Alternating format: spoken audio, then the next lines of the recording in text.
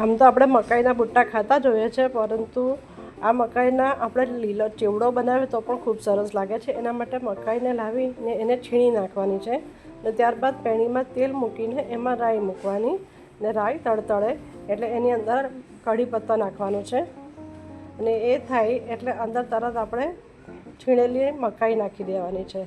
એને બરાબર મિક્સ કર્યા પછી તેમાં મીઠું, લીલું મરચું અને હળદર નાખીને એને બરાબર હલાવવાનું છે. ઢાંકીને થોડી વાર થવા દેવાનું.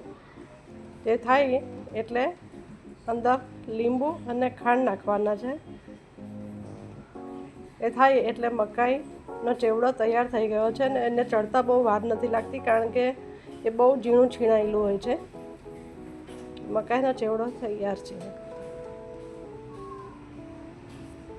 જો કોથમીર ખાતા હોય તો તમે કોથમીર નાખી શકો છો.